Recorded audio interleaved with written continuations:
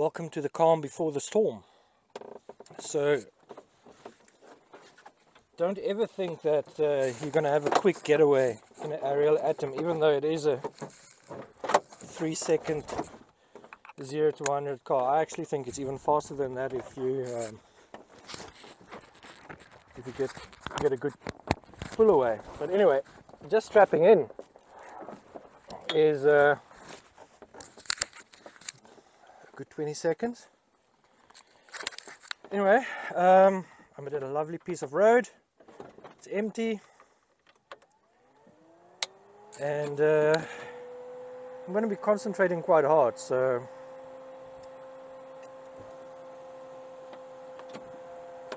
wish me luck.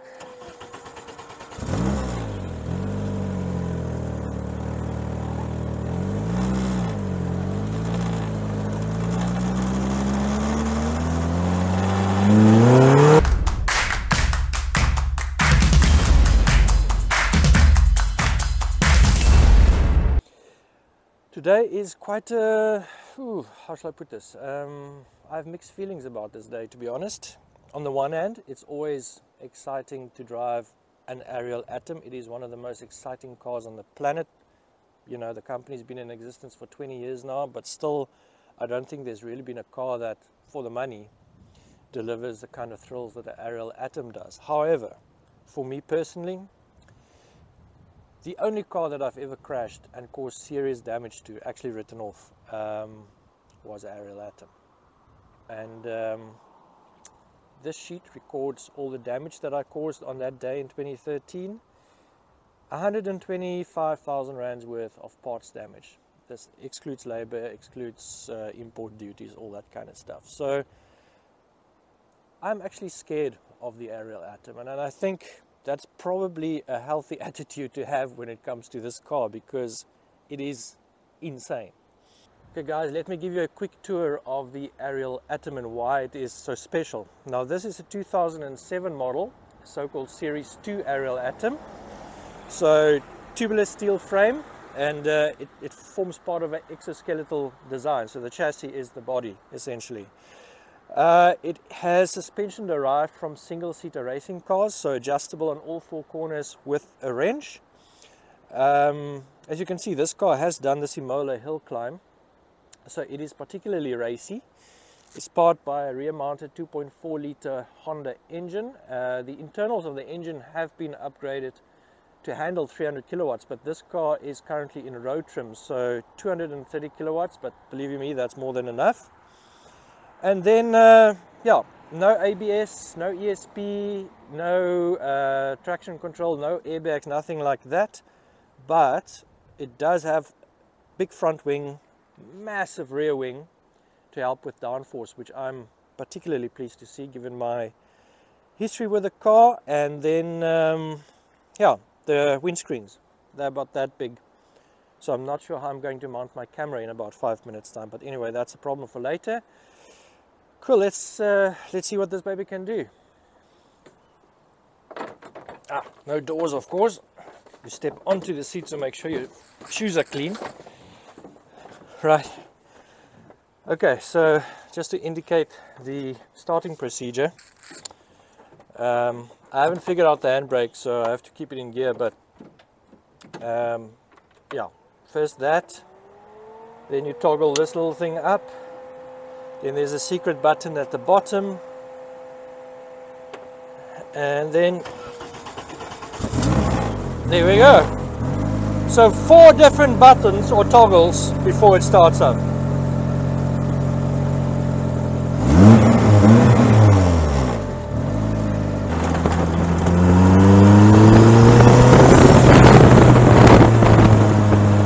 It's just so responsive on the throttle. You have to be very sensitive, especially like here. When you go into the shade of the mountain, it's a bit damp because the rears can lock up.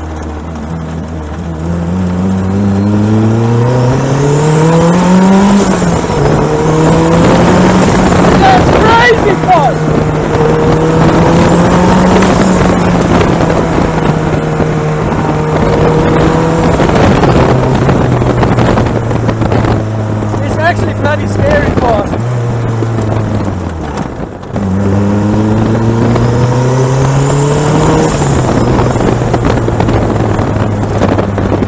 do hope you can hear that intake. It's a fantastic bit of drama to accompany the drive. You know, for a car as stiff as this, it's really riding this bumps very well.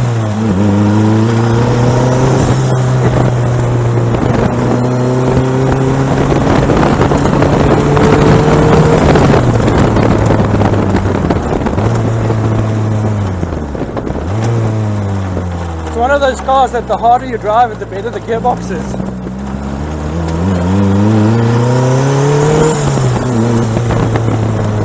Woo. The steering is like, there is just zero lag. It is immediate. You sneeze and your hands move, the car goes there as well. The gearbox, as you would expect, nice short throw. Fifth gear is very close to third, so you can miss it, but you get used to it. I don't know how many kilometers this car has done, but it feels so solid. They obviously use the best of the best parts and they build it properly, and they know that it's going to be used as a track toy, so the engineering is fantastic. You do occasionally swallow a fly. The other thing that's fantastic about the Ariel Atom is it's obviously very firm, and you know, the handling is very stiff. You can see from the camera shake, but over big bumps and in terms of being able to remain in contact with the road, it's actually very impressive how supple it is and how it puts the wheel back down. It's got helper springs, but I think the big thing here is that Lotus was involved in developing this chassis. And you can feel the Lotusness in this car. In fact, if this was a Lotus, I think Lotus would have been quite proud. Actually, now that I think about it, this is probably the closest to a modern day Lotus 7 that anybody's ever made, including Lotus. Okay, so what did I make of my second experience in the Ariel Atom?